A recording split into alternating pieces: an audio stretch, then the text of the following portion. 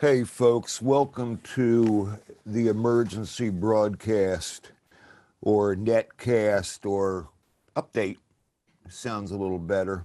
First and foremost, I want to thank you all for bearing with me last night. I had to make a decision. I had an emergency that I had to get to, and I hate to cancel and or postpone, but I really didn't have a choice. And basically, I know you take time out of your work-a-day, play-a-day world to listen to this old survivalist up here, and I'm really sorry. But in a way, I don't believe in coincidences. I'm glad I did because I got such a different perspective on things in the last 24 hours, things I added to tonight's.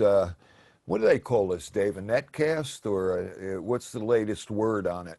I like using a different word every other time I come I do online. too, yeah. Anyway, let me talk to you about something that has taken me a great deal of consideration, thought, soul searching, and to tell you the truth, I hate to make this decision, but I've got no choice, and as I'll explain to you. I am basically canceling all physical classes for the 2020 season. And there's a number of reasons for it.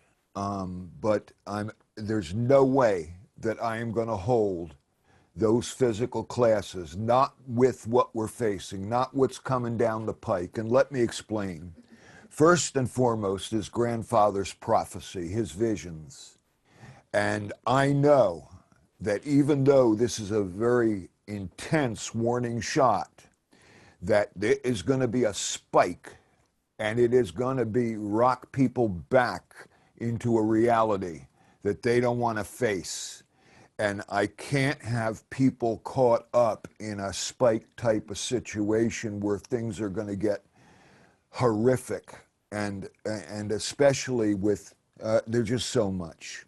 Plus, I can't disobey my own vision or inner vision. Every time I've thought about if this happened in July and August now, and every time I think of classes for this year, my inner vision just screams at me, absolutely not. And it's not a subtle little nudging. This is a full-blown, every time I think about it, I just about get sick to my stomach. There's a storm building, and it's going to be huge. And I don't even want to think about it, but I have to. I mean, I'm consumed by it, and we wouldn't be in this situation if it wasn't for the frickin' greed, the damn entitlement and stupidity of people. It has just gotten out of hand. I mean, to look at the news and see people demonstrating, God bless them, yeah, that's your right, but without masks on. What are you, immune? Are you a Superman or Superwoman or super child? No, I think not. I think more you're stupid. That's the one thing that'll cut down on the conveyance of all this corona crap. But no. We're demonstrating we're immune. And I'll get into that in a minute when I get into the whole crux of this emergency broadcast. I don't know what the government's going to do either. Right now, if you come into the state of New Jersey from out of state, you have got to quarantine for 14 days. Now, I can imagine somebody flying in from someplace for a standard class. Where in the hell are you going to go for 14 days in the middle of the summer in this part of New Jersey? He won't find a hotel room anyplace. I mean, the beaches are packed. It's another cesspool of disease over there. It's ridiculous. And what's going to happen is not only that quarantine, but we are going to be hit with another stay at home, and it'll even get stricter than the last time. And they're going to limit gatherings. I'll tell you that right now in a big way. I'll just give you an example. Up in Manasquan, they held a children's camp. And how many of those children got sick? What is it? 90% of them are some ungodly figure? And Rick from the 4Es, who kind of absorbed Kotef, and was going to run a class out here, a family camp, but that's now going online, which I told him that's the best choice you could make. And the bottom line is, I care about my students, and I care about my family. And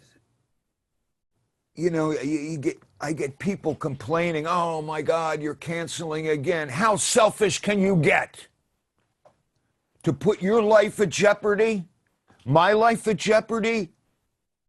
Come on, you can wait a year. Well, I don't know if we have a year, gang, to tell you the truth. Stop your belly aching. Seriously.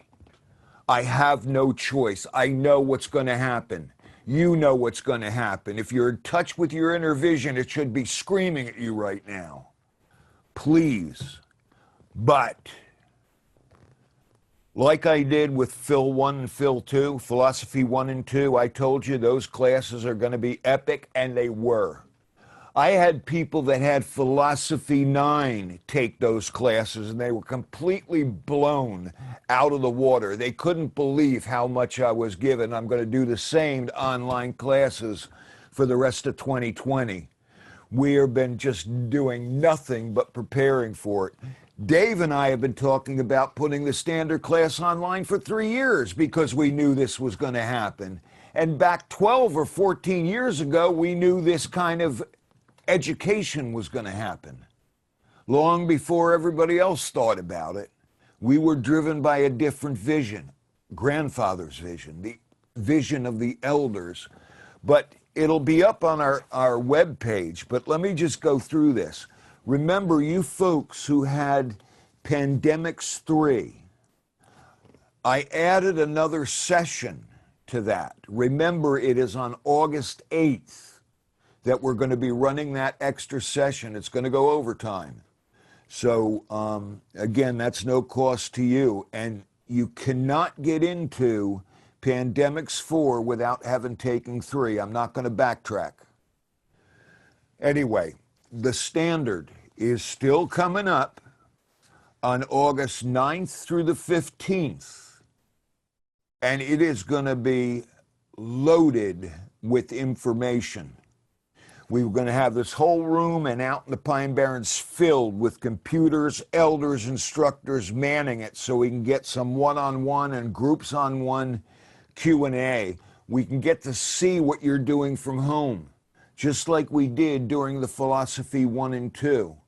And I've added so much more to the standard class. I'll tell you, if you had your standard class more than 10 years ago, I'd even say 5 years ago, better take this one again, because it's going to add some skills to what you already know.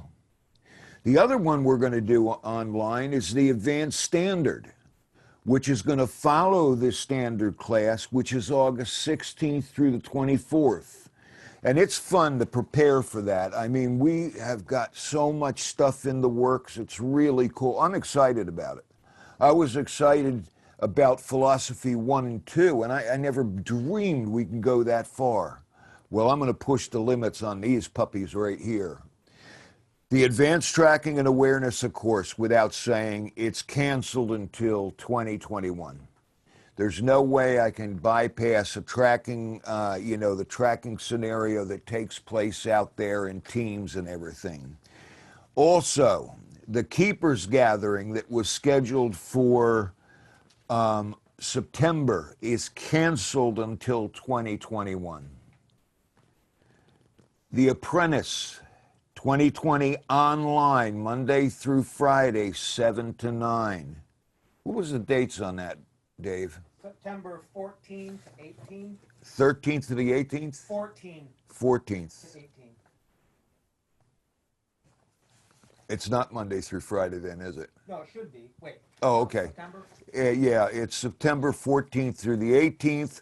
Surviving Pandemics 4. That's the big one. That's the one I was still on the fence about running, but the last class did so damn well that I'm running, and it's going to come right at the time everything skyrockets. That's going to be Monday through Friday, 7 to 9, September 21st to the 25th.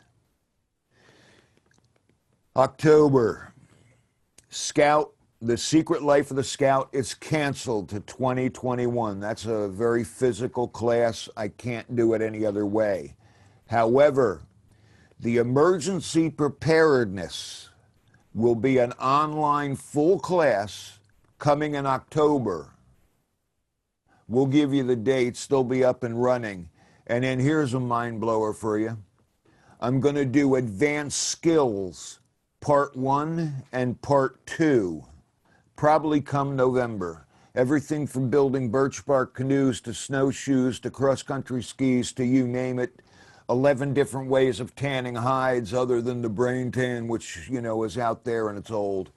But anyway, again, you know, some of these classes are canceled until, I should say, postponed to 2021. But the ones that are going to be hitting this year are the Standard Online, August 9th through the 15th, the Advanced Standard right after it, the 16th to the 24th, the Apprentice, the 14th to the 18th, 7 to 9.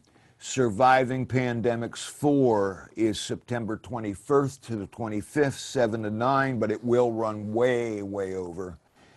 And then finally, Emergency Preparedness is a full class online, just like a standard or anything else. And the dates for the Advanced Skills 1 and 2 will come out very shortly.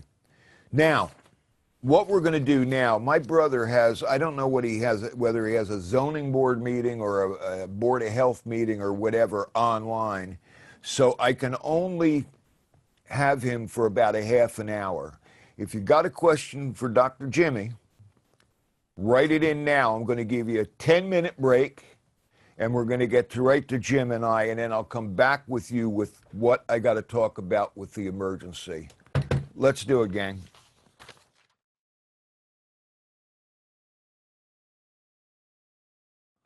Hold on. I'm not. Thanks, Jim, for coming. On hey. such a short notice. And you know what? I'm going to attend your other meetings. I think it'll be a lot of fun. Yeah, you know, it's funny that of all things, this brought us together. Like we talked about, what, 40 years ago or whatever. There's going to be something like this. Anyway, give your introduction. I got a mess of questions coming in here for you, and we're going to keep you half an hour. Okay? That's good. I know you got a meeting you got to go to on this thing, and I've got a lot to cover tonight. I just wanted to say one thing. I was going to tell, you know, we're writing the book, right, on pathogens or the diseases from the wilderness. When you do your standard class, you're going to be doing that. It's a week long or 5 days? Yeah, it's going to be run like a regular standard class, but it's online. What I could do is, if you like, I could come in a half an hour each day and talk about one of the, you know, like, okay. Yeah, remember we discussed that. That'd be a good idea. That'd be fun. I'd Yeah. enjoy it. All right. It's yours. Okay. I'm Jim Brown. I'm Tom's baby brother. You've seen me before, and I really enjoy coming and talking about the coronavirus. For anyone who's seen me before, my PhD is in microbiology, the Waxman Institute of Microbiology. I used to be a former assistant commissioner of health for the state of New Jersey and president of the New Jersey Public Health Association.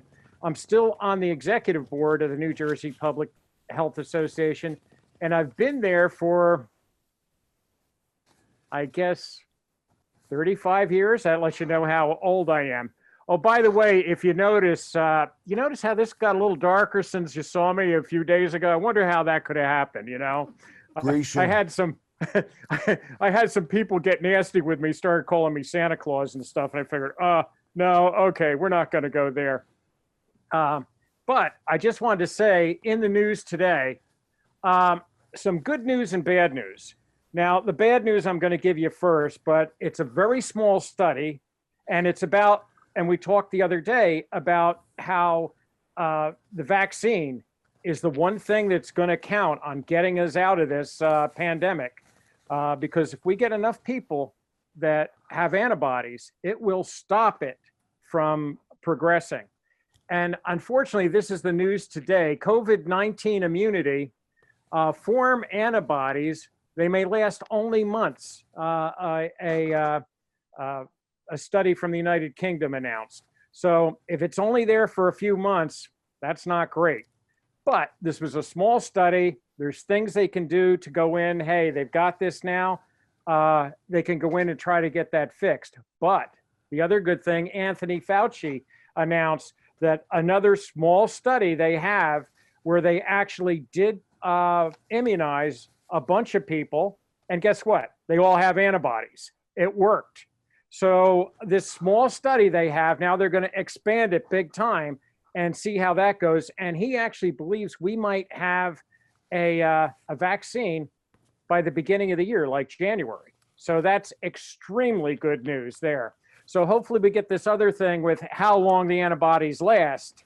But they've had studies that have actually taken the blood of people who have recovered from COVID-19, and they've separated out the plasma, and the people that are really suffering in the hospital dying, they have given it to them. And sure enough, they think it may have saved their lives. So that says, because that's like a vaccine, the only thing is it's from somebody else, but it might be working. So some potentially good news there. I want to take, I think I might have convinced Tommy that, okay, listen to your little brother, Tom. And I told him having these classes face to face, not a good idea. And I think, you know, it's very tough not doing that. But you know what? This is so much better than what the other places are doing because they're suffering now. I mean, you want to see all the southern part of the United States, the ones where the governors basically said, nah, we're not going to do anything and all the rest. Well, it has come back to haunt them. I mean, all of them now, Texas, Arizona, Alabama, and Florida. I was going to put up, they had a little, you know how they have the fireworks over Disney World? Well, on the fireworks, this was a little cartoon. They had at the very end of each one of those fireworks, it was a picture of the coronavirus. Yeah. And it's like, hey, here we are opening a large theme park in Florida when you've got this thing booming down there. It was the largest day for the coronavirus they've ever had in Florida. Yeah. So this is, it's a tough time out there. So I really want to compliment Tom on, it's a tough thing to do, but I really think that's the way to go. And what I'd like to do is I am thrilled with the people in this class. You guys are extremely intelligent. I'm like, wow, you know, you've got some really good people here. Are amazing. What's that? The questions are amazing. Yeah. I was love it. afraid when you said they were coming out with a vaccine. I was thinking to myself, oh my God, all that planning I did with all these classes to go online, and now you're taking it away from me? Yeah, no. I'm excited about it, but yeah, but it's not going to be here till January at best. So can I get some questions for you? Please, go ahead. There's a lot of good ones here. Where's the first one? I'll just start at the top. What do you say about a protection level from a face shield compared to a mask? You got to do both. The face shield comes down here, and it's good because if you get splatter or anything like that, it's fine. But if you notice, the face shield is open here. Yeah. So if that's the way it is, you have to have the mask underneath it, and then you're in great shape. But they actually make face shields now. Take a look at them. They got the face shield coming down, and then they have a little piece attached here, so it prevents anything from coming up under. Those are fantastic. You can put one of those on, you're in good shape. Yeah. Next one. You might have answered this. I'm wondering about the state of antibody testing currently in the immediate and long-term future. Also, what current knowledge is present of antibodies is increasing immunity against coronavirus. I I kind of think you mentioned answered that a that. bit, Yeah, but it's you really have to have those antibodies as a way of preventing this virus from going any further. And right now, it doesn't look like the virus really mutates a lot. So far, there's two major strains out there, but if they do it right with the antibodies, this one might they might really be able to keep it under control. We're not going to know that yet until sometime in the fall. We're going to yeah. learn a lot as this goes along. But the antibodies, what they just showed with this new vaccine, that they're just step one, we are producing antibodies, and they are the right kind of antibodies so far. Now we got to see if it really protects, and that's going to be the next major step. But hope and pray. Yeah. This is from William. What is the current research saying about risk of transmission through, I think they're calling it aerosols, smaller than water? Oh, no. Okay. If somebody, and for lack of better terms, okay, if I cough on you, if I splutter on you, that kind of thing, like kind of what I'm doing now with you, if you were right here, it'd be a problem. That's the most dangerous, okay? And that's any kind of respiratory, da-da-da-da-da. Here's the one that this one is really a problem. If you're just talking like this, and worse yet, if you're just breathing like this, it's getting into the air, and it can last there up to 3 hours. That's bad news. Oh, So let's joy. say you're walking through a department store, and somebody was there a half an hour before you, and they were coughing and spluttering, or even talking, or just breathing, and they've got it. That could be getting out there, and sure enough, you come by an hour later, it may be enough to do it. And that's that came out. In fact, I actually put that on your the tracker site, the paper that came from, where they actually went to the World Health Organization, all these scientists, and says, hey guys, there's plenty of evidence that this is happening. We need you to say that internationally, and they did.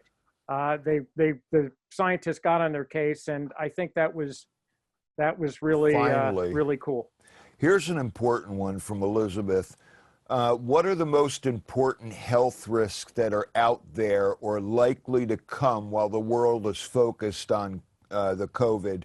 And do we have any suggestions of physical protection from these? Remember, we talked about this during the pandemics 3. Get into it again, because we got a lot of other people that are joining us now. The problem now, people aren't going to their doctors. I know, like myself, I only go to the doctor if I absolutely have to go there. And then I have something, what's cool now, they actually have this little deal with many doctors where you're not sitting in their waiting room, because their waiting rooms, you've seen doctors' offices where people are coughing all over the place and all the rest. They'll have them wait outside in their car. They'll give them a call and say, hey, you can come in now. And then that way you're walking in, you're not getting all of that, and you have your mask on, that kind of thing. And so I think that's a big help. But here's the thing, people haven't been taking their kids to the pediatricians, that sort of thing. There's a whole bunch of vaccines they should be getting, and they haven't been getting them, like measles, that sort of thing. And now the nice thing is measles is a vaccine that really works. What do they call it? 98% effective, which is just about as good as it ever gets. So that's the thing. You got to look around and make sure you get all up to speed on all those vaccines. Get your kid in there. But be careful how you do it. You want to go so it's safe, the way you bring it in. My big recommendation, and see what I'm seeing nationwide going around all over the place, is I would not go into a place that has a lot of people. When you go in, Don't tell me I didn't put my mask here. Yeah, when you go in, make sure you have your mask on. I like that they have a whole slew of cotton masks that they have out there. You can wash them.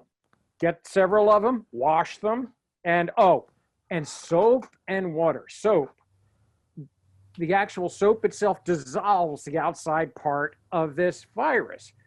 Where does the outside part of that virus comes? From your own body.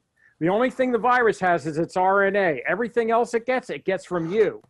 And sure enough, luckily, that soap and water dissolves that outside part of it. So soap and water is one of the best. What they're showing now is a lot of these hand sterilizing things they got out there. Instead of, they say they're alcohol based, but if it's methanol, that can be kind of hazardous and really affect your health. You got to make sure it's the methanol isn't in there. So the CDC has just called back a whole bunch of them because they were problems. So just soap and water is really probably the best and an easy way to go. The other thing there, believe it or not, your hands are filled with bacteria. They're meant to be there. That's your normal flora. Same here. All the bacteria that's there are part of your normal flora. It's when the bad guys come along and all of a sudden they'll colonize your hands, your face, that sort of thing. You don't want to be touching your face like I'm doing now. But what I have on my hands now is predominantly an organism called Staphylococcus epidermidis. He's got a cousin called Staphylococcus aureus, or Staph aureus for short. He's bad news. He causes all those pimples and stuff where you see the pus. He's the guy who usually does it. But Staph epidermidis, he lays out a whole neighborhood all over your hands, your arms, and that sort of thing. And by him being here, he stops the bad guys from moving into your neighborhood. So that whole thing about, going to those extremes to sterilize or decontaminate your hands to the point where if you wipe everything out, who's going to be back first? If it's Staph aureus and his brothers and sisters, you're in trouble. So soap and water is the way to go. I'm sorry, what's the next one, Tommy? No, the next one is important because a lot of people are on this and you've got some experience with it. It's from Raina. I heard a rumor that people with asthma that take inhaled cortisols are less likely to catch COVID-19. Is there any truth to that? I've seen that out there, but I haven't seen it, definitive. And that's what we discussed the other day, Tommy. When somebody says something, especially Research now, it. Yeah. you've got to check out, okay, who's saying it? Because if you check back and all of a sudden, if it's the people who make the stuff, Yeah, really. it might not be right. But the other thing I want to say, Anthony Fauci, unfortunately, Trump has been keeping him away. I don't want to get political here, but this is really tough. I know Anthony Fauci personally. Like I mentioned the other day, we were both AIDS researchers together. I flew to Amsterdam, sitting right next to him on the airplane. And then every international AIDS conference after that, I'd show up for his lectures. He would show up for mine. I'd actually have lunch with him now and then. It was really, really nice. And if there's one guy you should listen to, he's the best. He really is. And because he's saying, hey, wait a minute, don't get back. Don't open your doors too quickly. You want to do it slowly. And sure enough, the people who, they open their doors right away. Look what's happening in Florida, Texas, and all the rest. I've got so many of my students that were down in Texas. They're telling me now they got friends of their family dying. Yeah. Oh, and as far as the dying part, a good friend of mine in Florida says, oh, well, they think it's a big hoax. There's nothing about this. Nobody's really, it's just a simple cold. Well, let me tell you, I have personally seen, I was on the board of a nursing home for 10 years, and I saw the little refrigerator trucks pulling up there and all the bodies being pulled out there onto the refrigerator truck because the undertakers couldn't manage them quick enough. Yep. It's horrible. And it's there and it's real. Here's another one. I don't know if we know this. How long does immunity last after recovering from the COVID, and particularly after a vaccine? You know, it's a comparative thing. Well, that's the bad news I was reading tonight. They were saying this British study, maybe only a few weeks. Hmm. So they didn't have a lot of people in on that study. They need to double check that. So that's Yeah, right. And then the antibody they have has to be the type of antibody that actually prevents the virus from attaching to your cell. That's the right. critical part of it. And the study that Anthony Fauci talked about earlier, I think it was yesterday, it does that. It looks like that works. But now they got to check out how long that lasts, because we got to get a response here that lasts a long time. So when they make the vaccine, they want that vaccine to at least last a year. Yeah. Because here's the thing, like once a year, just like we do for the flu, we get the vaccine. If that turns out to be good, that would be great. Yeah. Here's one, and it's an important one. How long do asymptomatic people carry and can pass on the COVID? Will they always have it, or does it pass through their bodies in 14 days? The 14 days is the one where if it's going to show up, it usually shows up in 14 days. But there are people who have it, no symptoms, but they can transmit it. That's a terrible thing. So they're asymptomatic. They're just walking around, they're talking. They don't even know they have it unless they get tested. How And long does that asymptomatic last? yeah, a while. Okay. It's like they have people that have lasted for months without Whoa. any symptoms whatsoever. All right, another one here. If I leave my mask out in the sun or on the dash of my car for a couple of days, will the sun and heat kill any coronavirus that's on it? No, might do something small. Wash it. Remember I told you about soap and water? Soap. Yeah. Wash it, let it dry, and it's good to go. It really is. As far as that whole sun thing and all the rest, right now, and I mean, you got idiots in cars down in Texas and Florida. They got all the things out in their cars, and they're hoping the sun will do it because it's like almost 150 degrees in their car. Just wash the thing, and it's so much better. Dry it, and you're ready to go. That whole Can you? now that whole thing with the sun, if it was going to kill that virus, you wouldn't see it opening up in Texas and Florida and all the, or down in Brazil, all the places where they have tremendous heat.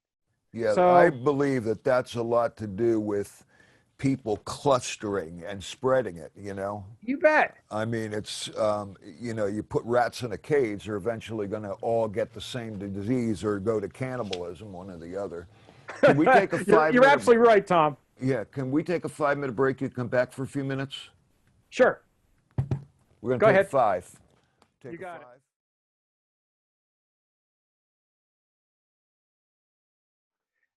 I know Tom's not back, but I have a question that came up while he was away. I was on the board of a nursing home for 10 years in New Jersey, but I was also on uh, when I was at assistant commissioner of health for the state, we would actually go out and check nursing homes and hospitals to see how their infection control was.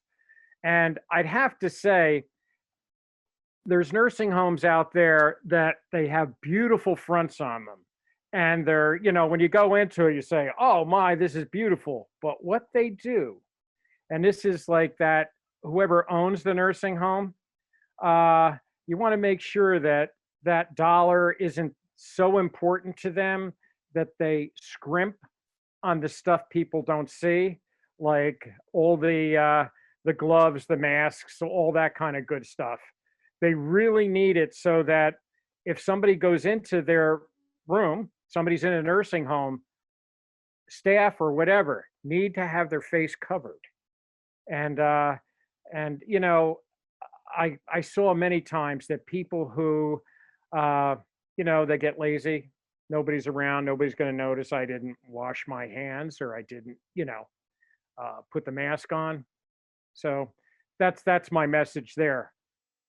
If you go there, check them out, see how they're doing. And if there's a problem, you call up the State Department of Health and let them know you have a concern and here's your observations. By the way, the other day, you probably remember I was describing this place that I went in for food in Pennsylvania, and it was in Lancaster County. And sure enough, I actually showed you slides of the place, the people going in, coming out, no mask whatsoever, everybody in there. Now, you can't go in and eat in a place with a mask on. But what you do if you're going to go in and do that, you keep the mask on until after you order the food, and then it finally arrives. Then you take it off, eat your food, and then pop it back on. Tommy will tell you I always love talking to myself. You know, it's that little kid. Hey, and you got a couple across. more minutes? Yeah? Am I good? No, yeah. You got a couple Okay. more minutes you can give us? I got some good questions. Now, let me tell you how mean Tommy was to me when I was a kid. We had the same No, bedroom, we don't have time right? for that. Yeah, sure. Hold on. I was going to tell him about Sock the Bach. Well, you can tell him that some other time. Yeah. There is a public health aspect to that. I've read Go ahead, it. Tommy. I've read that being outdoors helps to dissipate the virus a bit.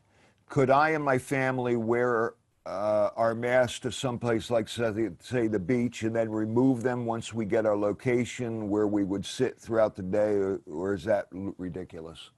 No, that's very good. In fact, at the Jersey Shore, that's what they do. You stand online to get in, you got to show your badge, what have you.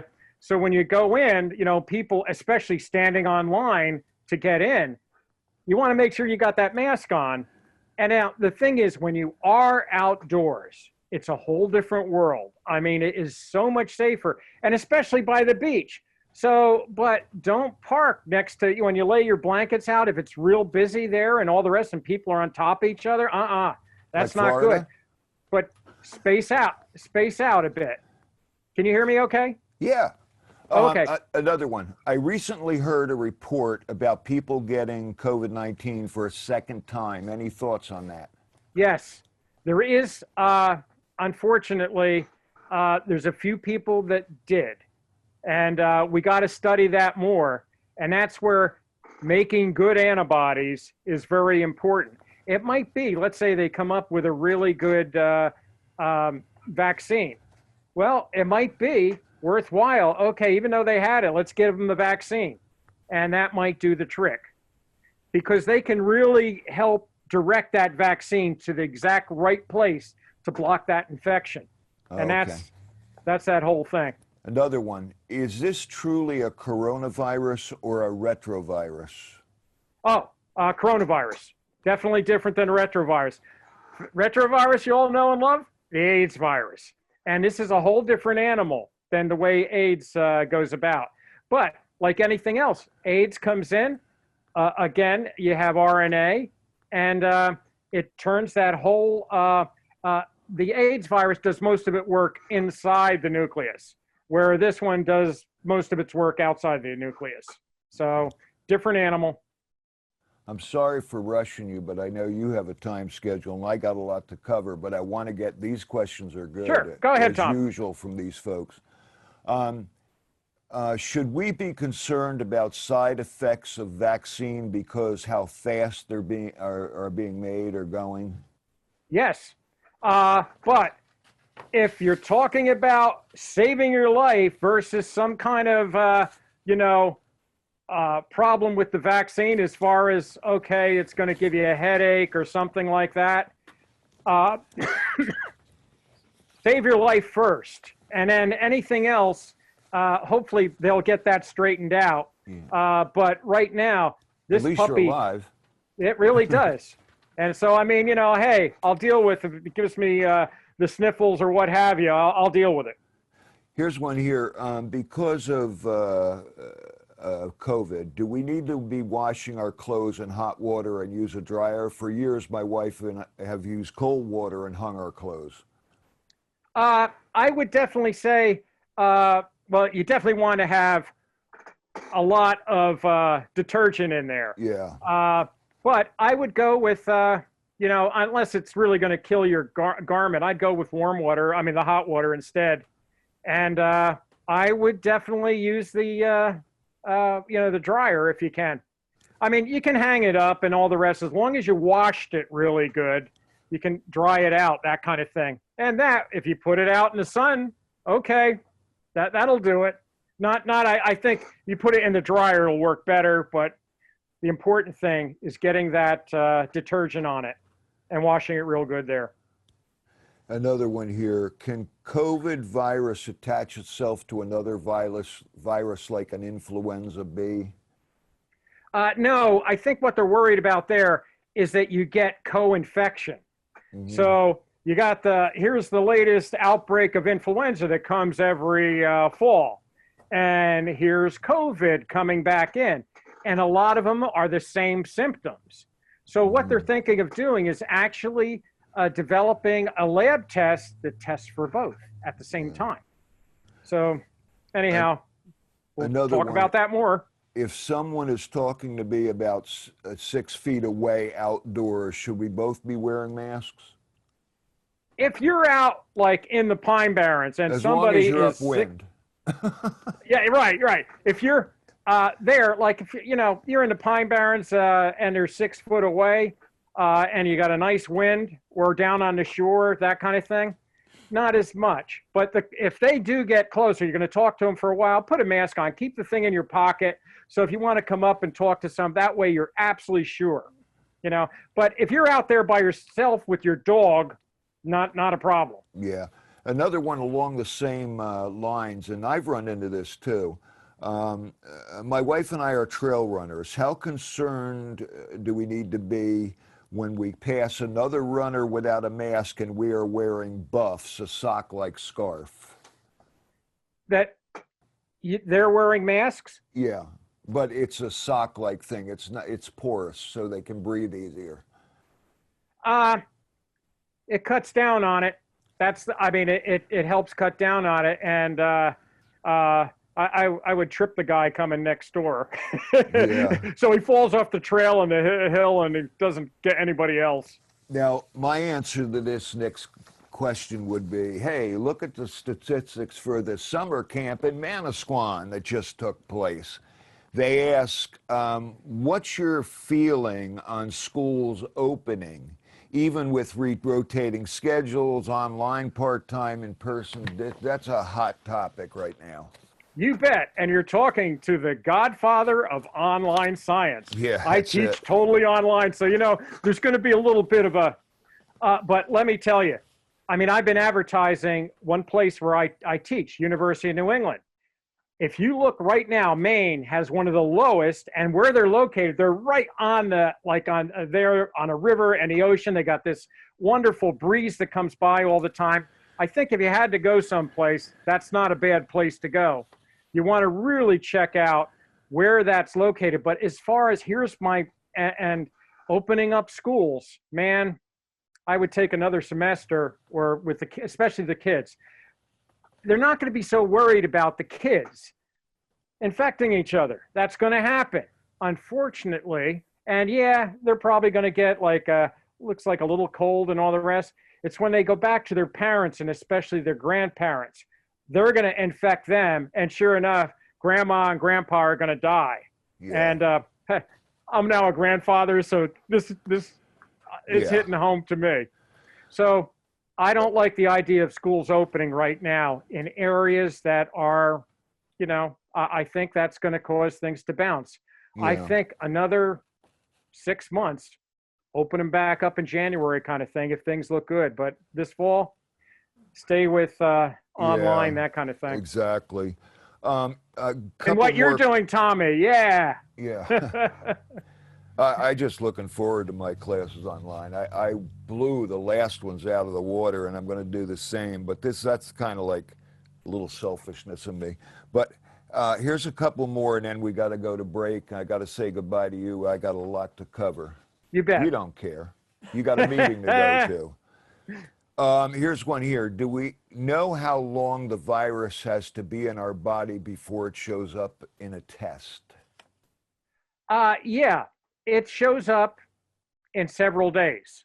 It's Uh-huh. like, and as they improve on the test, the trouble is, there's a bunch of different tests out there, and they did a horrible job bringing them up and all the rest because Yeah, some tests work, others have false positives, others false negatives. It was a yeah, whole bunch of different things because they waited till the last minute. They right. could have done this 2 months earlier, but no, it's like, and I have to say, um, the men at the top there, the man at the top. Oh yeah, it's going to go away, and a week later they'll only have one, and then it's goes away by itself. He couldn't be further wrong. You know how many people have died from this, and the whole world is infected. I mean, it's terrible. Because of politics and selfishness. Yeah. One more. COVID has been described by some as a stealth infection. For the people who are asymptomatic, is it possible it might act like Lyme and other confections and not present symptoms right away, but after a delay of a few years and rear its ugly head, or don't we know that? We absolutely don't know that yet, but unfortunately, the person who's asymptomatic, they have proved that they're able, just talking, walking next to them, they can transmit it to you. That's the terrible thing about this virus. It's different than other viruses. So it's bad news. Oh, I just want to say one thing. Your class coming up in the summer was in August. You have your basic standard class. Right. Tommy's going to bring me in 1/2 hour each day to talk about one of the organisms that cause disease in the wilderness. It's going to be Right.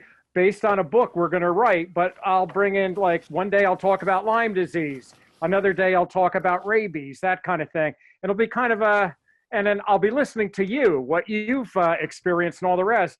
And it might be cool for you guys to share with us that we could put in the book. Yeah, This will be a that'd be fun thing. cool. Anyhow, I'm Um, going to kiss Tommy goodbye.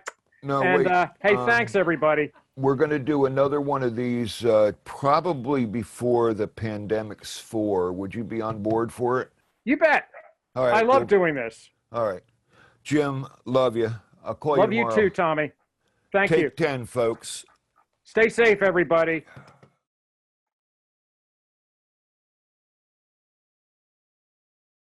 Hey, folks, welcome back. I'm sorry to have rushed that question with Jim, but I know he's gracious enough to, change his schedule to meet mine, and, because of the emergency I had. And basically, I wanted to get as many in as possible before he had to get back to doing the things he had to do online. But anyway, I forgot this announcement. The 4 E's with Rick Barry, the Tracker Family Camp, as I said, is online this year from August 2nd to the 8th. And I'm going to try to join them for several sessions if I possibly can. Yeah, Dave, I'm going to shut this down here. I'm going to try to join him for several sessions, to help him out with that. Now, let's get to the things that I want to cover. We are going to hell in a handbasket, to tell you the truth. And if you don't see what's going on, my God, you got to have your head so deep in the sand or where the sun don't shine that you're living in a state of denial, my friends. Get real, seriously. Phil's online, right?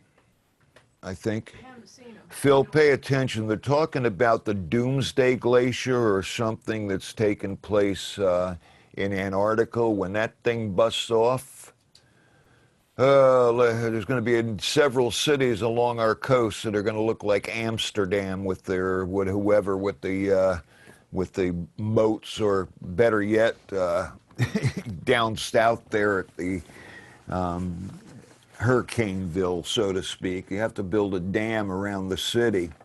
But there's so many things happening. And grandfather, when he talked about the red skies, he talked about the 10 years leading up to the dawn of the red skies, and we're fast approaching that time. And he said things were going to accelerate, and that's what's happening now.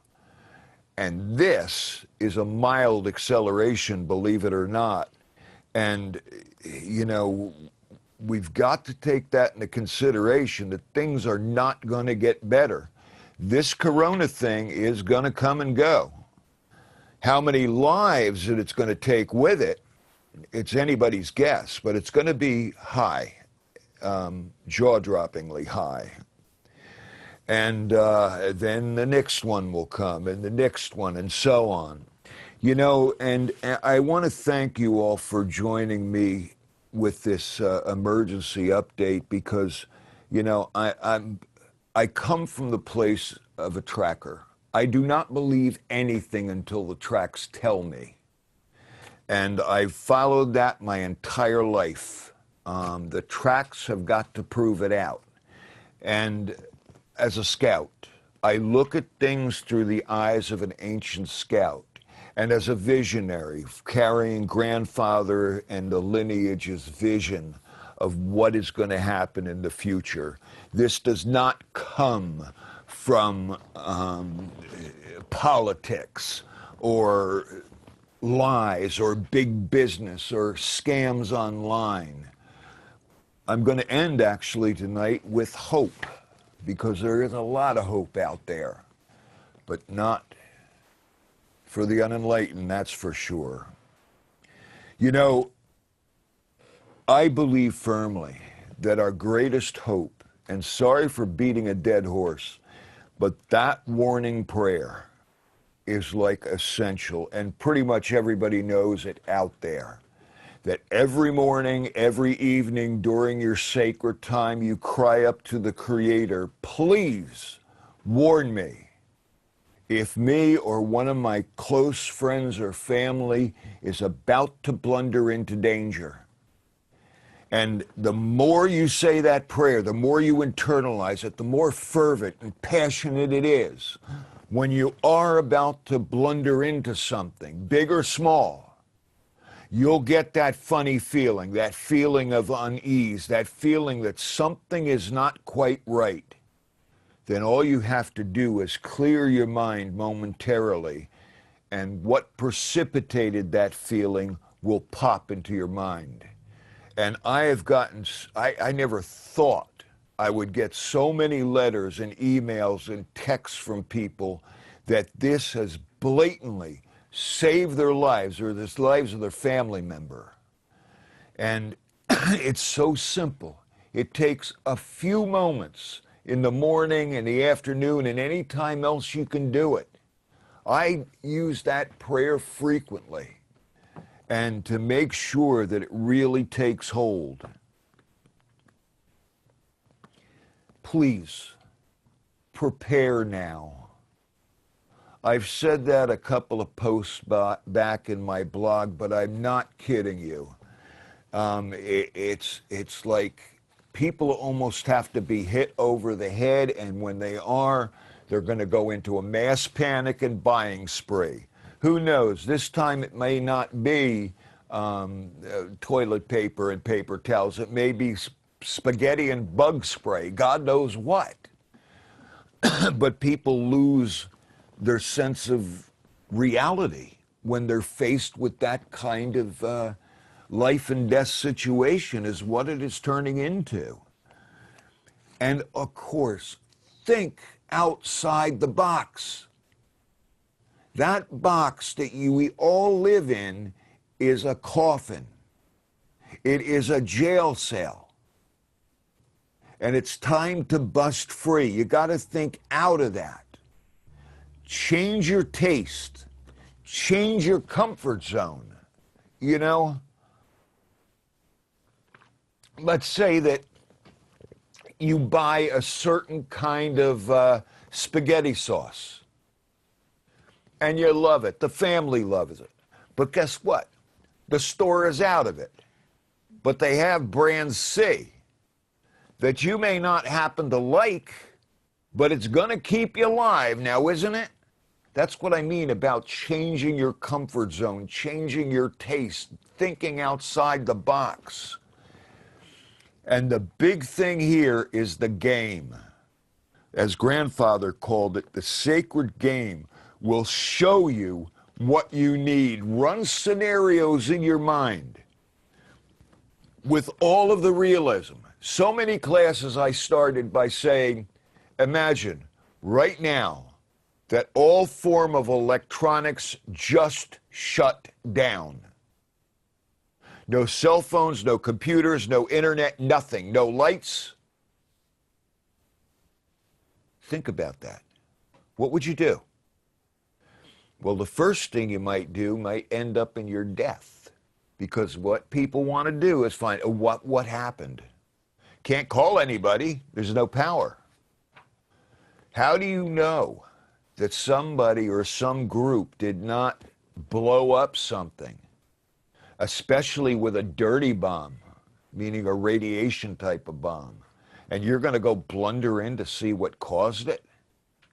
How about waiting a little bit? But run scenarios like that. What would you do? Where would you go? How would you communicate? What would happen if your kids were at school? Your significant other was at work. All communication broke down.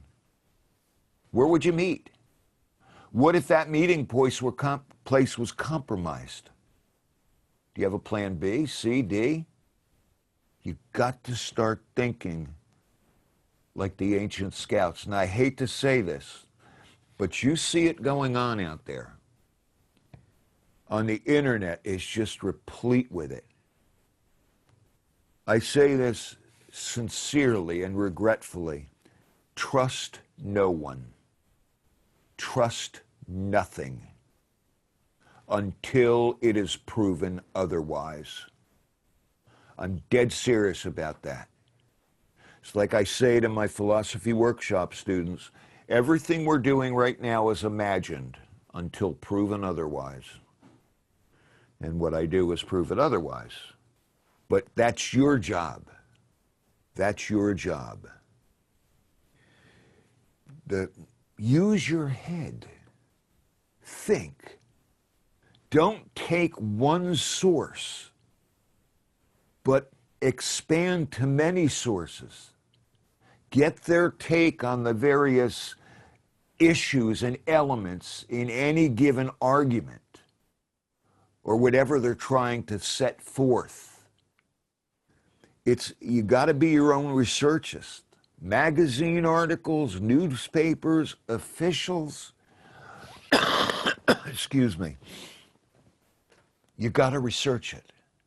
You know, I looked at the latest copy of The Belly of the Beast from Phil, and I just stood by the mailbox looking at it and thinking to myself, my God, back a decade ago when I used to do this by myself, I was hours of research.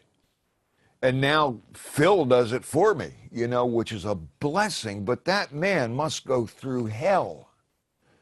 You know, it just, I'll tell you one thing.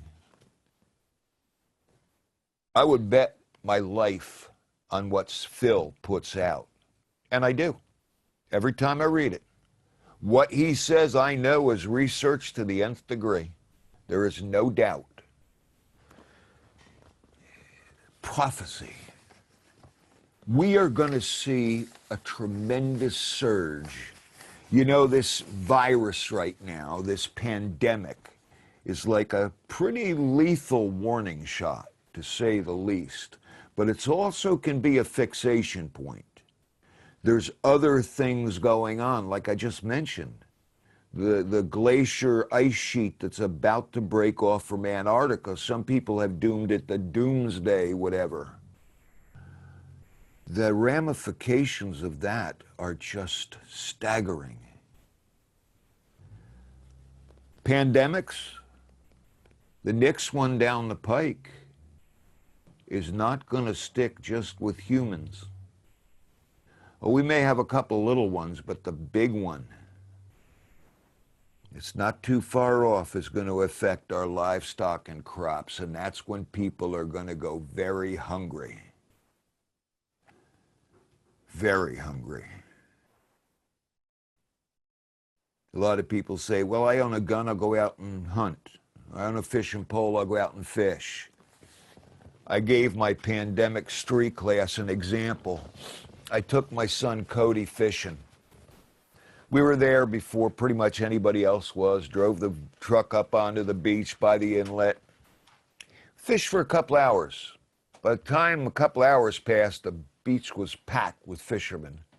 We decided to vacate, of course. One fish was caught. A little flatfish, not even keepable size. This is my answer to people who say, I'm going to go out and fish. I'm going to go out and hunt. Better change your taste real quick. Might be better to hunt grasshoppers and grubs while everybody else is chasing deer that they'll never shoot.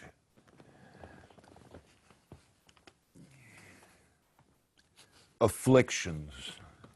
Oh my God. This is going to become a nightmare.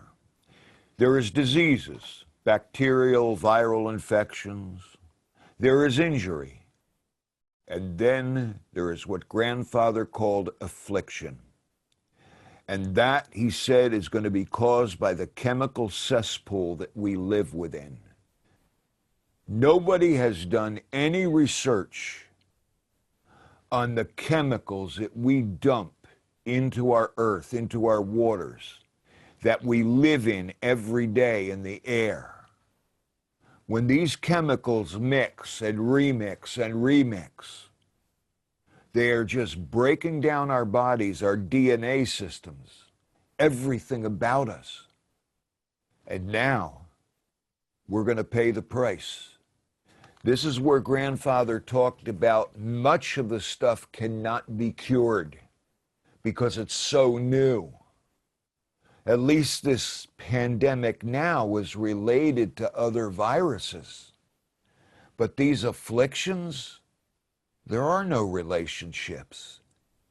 Things like brain rot, where the brain just virtually turns to putty and is non-functional. Or flesh rot, where the skin, for no rhyme or reason, begins to either rot off the body or begins to be consumed by the body. And the list that he came up with was endless, and we're beginning to see the first remnants of it now starting. Storms, that goes without saying. The global warming, intensification, the bizarre weather happenings. And of course, earth upheavals. As we're looking at the coronavirus, do you have any idea how many violent earthquakes there have been? More so than normal. Same with storms. They're off the charts.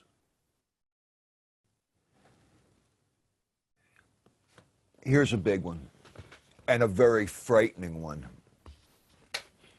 Riots, looting, break-in and entry, home invasion. There's no possession worth dying for. Keep that in mind. No possession. Anything that can be replaced, let it go. It's not important. What's important is your life and the life of your family members and loved ones. But this is getting out of hand. I could see demonstrations. It's part of our rights. But I don't understand why demonstrations have to turn into riots. What good is that doing? It's just ridiculous. They're bordering on anarchy. And then nobody's got masks on. They're carrying AKs and AR-15s and stuff into these demonstrations just after we had so many school shootings? What about one trigger-happy son of a bitch that might be starting to get infected by the affliction keeps from ripping off a couple of hundred rounds? We've seen that escalation. If you look at the statistics, real statistics, about the gangs in LA compared to the police department, oh my God, the police are outnumbered and outgunned tenfold. The gangs possess weapons the police can't even get. And that is going to be unleashed worldwide. And you think that gangs care about anybody other than themselves? It's just like the warlords in Africa that actually hold hostage food supplies for their own people so that they can have control.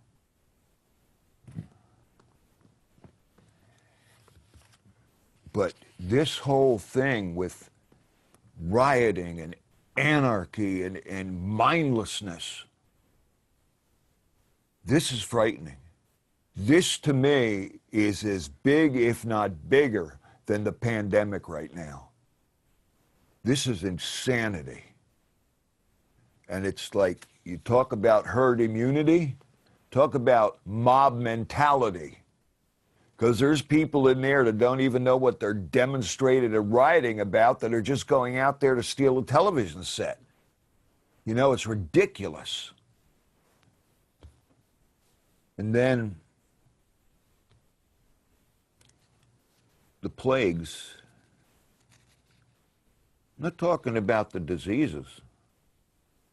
It's going to kill our livestock, our crops. I'm talking about plagues that's going to do the same thing.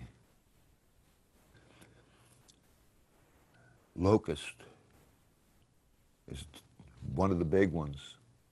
And we're going to see an acceleration in plagues because of global warming, because of the chemical cesspool. You know, rats, for instance, are going off the wall right now. And then the major shortages of food, of medication, and in the winter months, heating oil. And the list is just endless.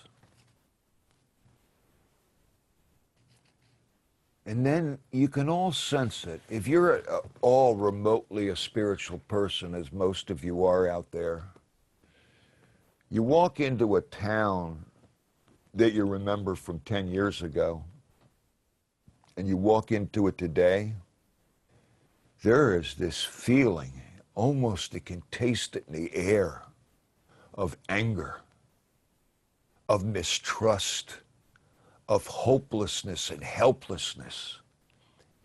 We are part of the spirit that moves in and through all things. And this is the consciousness that's beginning to take over. It's like a demental disease,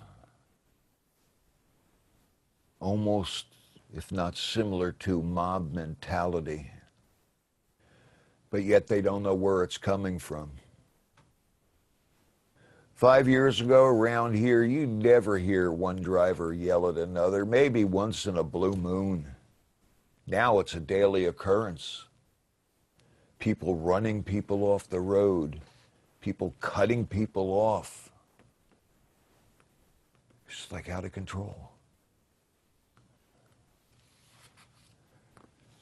We're in frightening times.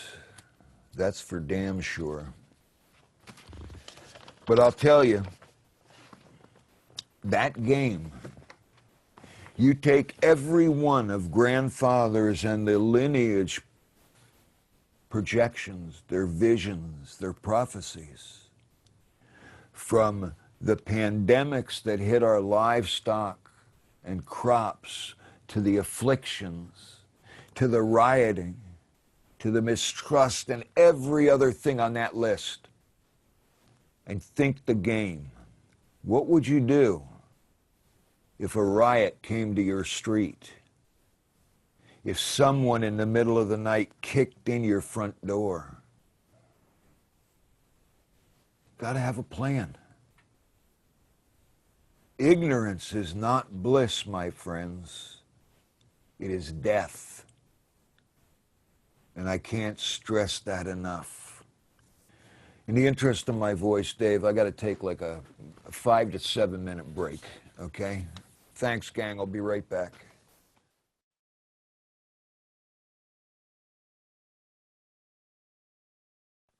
Hey, gang, welcome back. I'm sorry my voice is getting shot.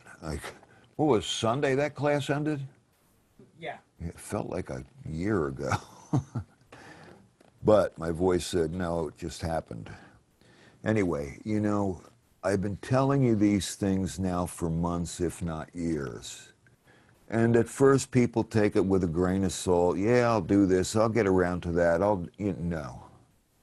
There's no more putting it off. Have you planned an escape route? Or 2? Or better yet, 3 or 4 or 5? Because you don't know what those routes are going to produce. You know, you got to ask yourself, this is this game again, which was so important to grandfather. Ask yourself, what extremes, you heard me say this, would you go to feed your family, to take care of them, to protect them, to find them potable water? What extremes? When your child lays dying because of starvation or because they don't have the medicine they need, can you turn to nature and get that medicine from nature yet? Well, you're going to have millions of people doing the same thing that you're going to be doing, going to extremes. And when grandfather talked about extremes, when it gets bad, when our livestock, our crops fail big time, we're going to see 2 things happening. First will be enslavement. People will start hunting and enslaving people. Eventually, you're going to see wholesale cannibalism. The game. Please, the game. And in playing it, think every possible scenario. And ask yourself honestly, am I prepared? You got to be like the ancient scout. You prepare for the worst. You expect and you train for the worst. And for them, if the worst didn't happen, they were that much better trained.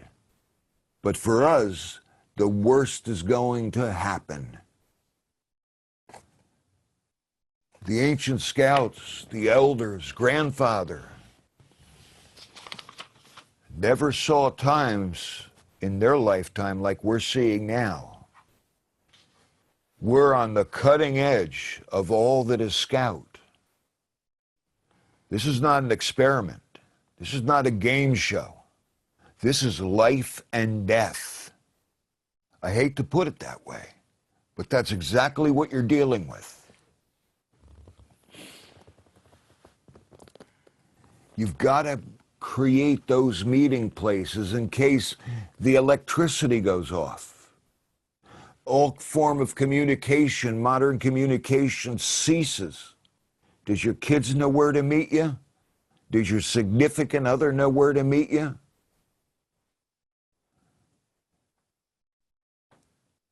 Imagine roadways are blocked, but not blocked by government officials or by the military to keep people safe, blocked by people who want to steal from you, including your vehicle. And again, imagine no food, no water, no meds. Imagine you're cast out, or you're wandering in a city or a suburb with none of these things available. Where would you find them? As grandfather once put it, the game is the empowerment of imagination, or empowered imagination, that serves a big purpose. And it helps you to think outside of that box of every possible scenario and variable. I can't stress it enough. But the big one here is, would you stake your life on it? As I told my pandemic street class, when grandfather, for instance, and this didn't apply only to plants, this applied to shelters and traps and this and that and the other thing. The whole umbrella of everything we were learning, from awareness to tracking to survival. But for instance, he asked us about a plant. And he'd ask us, what would you use it for? And then he'd ask, would you bet your life on it? Would you stake your life on it? And when the first time he said that to me, I said, what are you, nuts? It didn't, what do you mean? He said, grandson, that's exactly what you're doing. If you misidentify a plant, you could be dead. The other thing he said is, what's it worth to you? A decision that you make. What's it worth? Your life? What if, and I gave this scenario, outside the front door of your house was an individual with a revolver with one bullet in it. And every time you left the house, they took that revolver and spun the chamber and put it to your head. That's what it's going to be like going out. Your choices, your level of awareness, your ability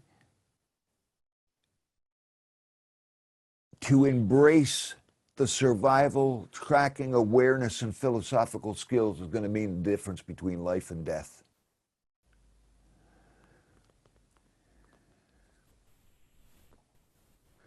You've got to take a cold, sober approach to everything that you do. You can rely nothing on speculation, innuendo, hearsay. Those are lethal traps. Yes, we're social animals. Granted, we're like a troop of baboons, if you will, or a colony of ants. But meaning social animals, that was usually in small family or clan groups. Not hundreds or thousands of people congested into one area. The way most Native Americans live with the land is that during the spring or summer, they would meet as a tribe. Each clan would camp in a different area. And then within that clan, each family group in a little bit different area, but still come together, socialize, trade, do whatever. But then, come the fall, the clans would separate because they knew the carrying capacity of the land. It could not hold or carry 5,000 people. And they'd go riding off in different directions. And then that clan would break down into close family groups. And for much of the year, it would be the family. The mother, the father, the kids, the grandfather, the grandmother, maybe some aunts and uncles and their kids, but nothing big.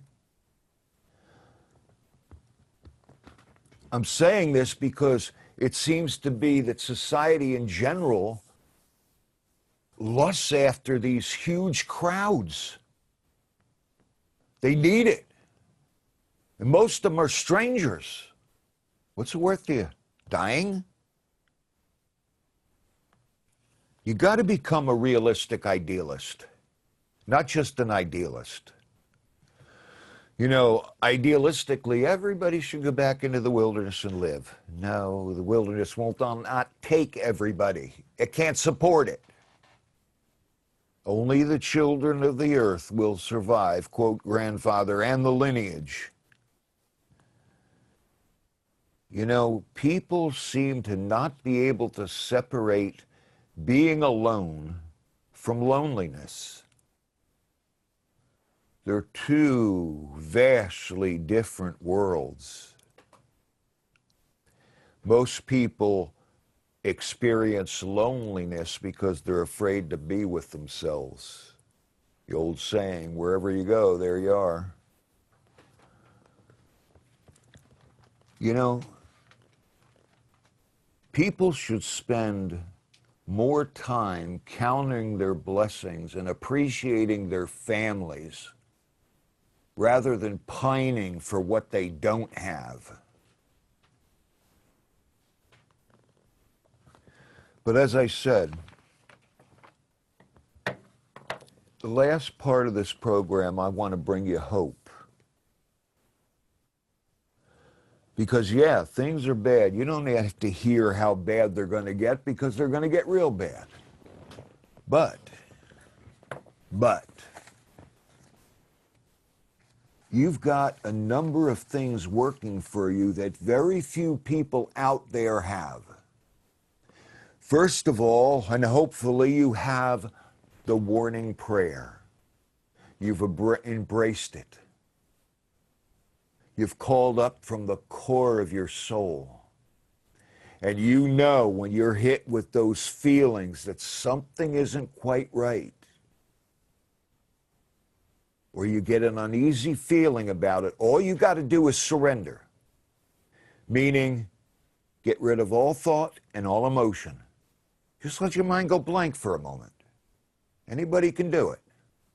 And pay attention to the first thing that returns, and that will show you what precipitated that feeling of unease. You also have awareness. Most people are living lives in a box, in a bubble, cut off from everything outside. Most of you have embraced awareness. It's part of who you are. It's part of your love for nature. And that awareness will save you. Where others will blunder right into death or injury or whatever else.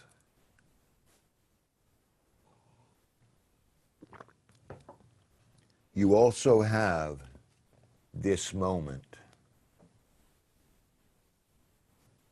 because you're smart enough to realize that the past cannot be relived and the future belongs to no one. And when you start living your life in the now, life gets richer and fuller. Grandfather often said that people work for just 4 things in life: peace, love, joy, and purpose beyond self.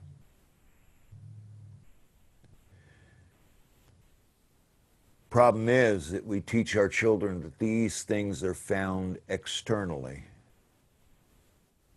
The big lie, the false gods of the flesh. leaving people so empty. Peace, love, joy, and purpose. Oh, they're found in the now, that's for damn sure. The other thing that you have is the ability to adapt and change. To realize, like the coyotes, who at one time in the early part of the first explorers in this country, they lived in the Southwest, but now the coyote proliferate through North and South America. And their range is going wider every day because that's one animal that can adapt and is not afraid to do so. Where you get other animals, such as I use as an example, the snail kite of the Everglades exclusively feeds on snail. As habitat loss and global warming, they're almost extinct because they can adapt. Be like the coyote. You are the children of the coyote, speaking of grandfather. Plus, we are given a choice every day, every moment of every day. That comes with living in the now. We know that the future does not exist. There is just possible and probable futures, and by making the right choices now, we can have a future that is filled with peace, love, joy, and purpose. You know, people seem to worship safety, security, and comfort. They're like gods. They lust after them. And survival for most people is missing lunch or a thermostat not being set right at 73 degrees Fahrenheit. But I tell people, you know, you think back to the time where you were so alive, so there, so now, and I guarantee you weren't safe, secure, or comfortable. To me, safety, security, and comfort are euphemisms for death, and that's what's going to get you through. Realizing you have to reevaluate and really change things and make the choice to change. And realize, okay, I can't get this spaghetti sauce, but that other one's going to keep me alive and it doesn't taste that bad.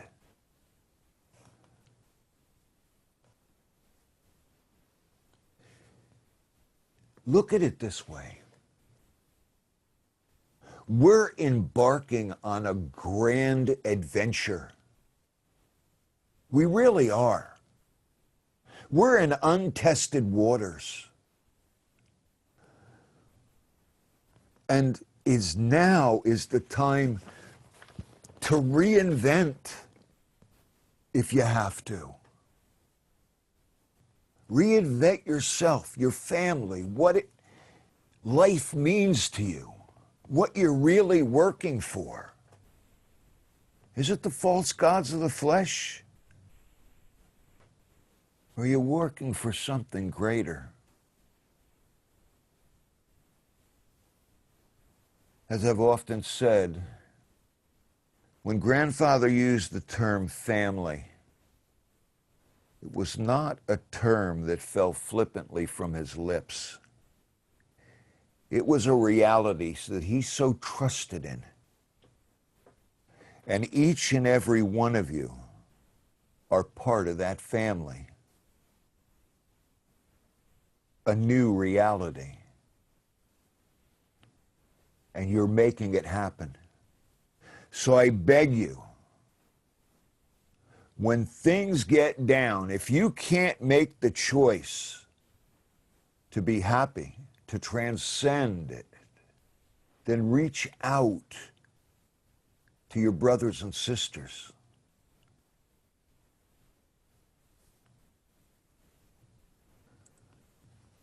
You know, people think to themselves, God will bail me out. Sorry, gang. I will tell you this, the great mystery does answer prayer. It's either yes, no, or wait. But the great mystery is not going to bail you out. The reason? We are the only creatures on earth that the Creator, the great mystery, has given choice to. No other plant, no other animal is given a choice. Just us. And if anything in nature disobeys the laws of creation, they're extinct, they're dead. However, we got three choices as grandfather saw it. We can follow the light and try to save the earth, help each other, heal each other, protect each other. Or, as we see so often today, we can follow the darkness and live our lives in the pursuit of power, greed,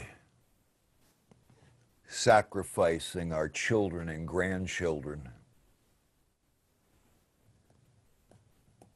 Or the third choice is to do nothing.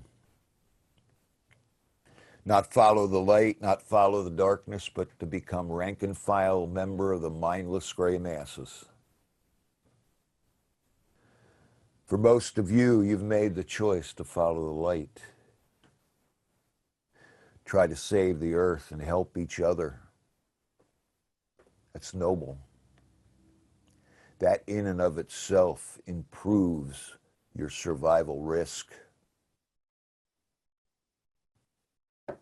See, if the Great Spirit intervened all the time, we wouldn't have a choice.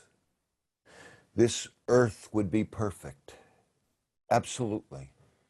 The proverbial Garden of Eden. But because we have choice, we have created an earth that was made of bad choices.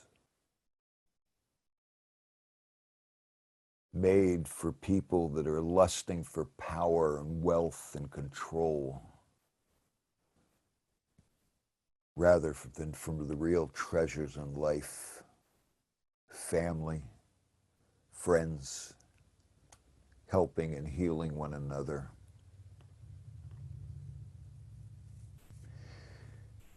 It's always your choice. You can choose right now to be miserable, to run scared, to give in to helplessness and hopelessness, or make this a grand adventure, a time to embrace change, like the coyote, adapt and flourish. Lean on each other. And for those of you who follow the light, you have untold scores of spirits, like guardian angels that are there to help you. You'll never be alone. You'll never walk alone. And you will survive. Don't worry about what the rest of humanity is doing. The problem out there is too big for any one person or 100 people to handle. And half of them you're never going to convince anyway. But all of you, you've got a tremendous hope You've got something that so few people out there can even dream possible. And like grandfather said to me, grandson, the only thing that stands between you and mastery is you. The only thing that stands between you and survival is you.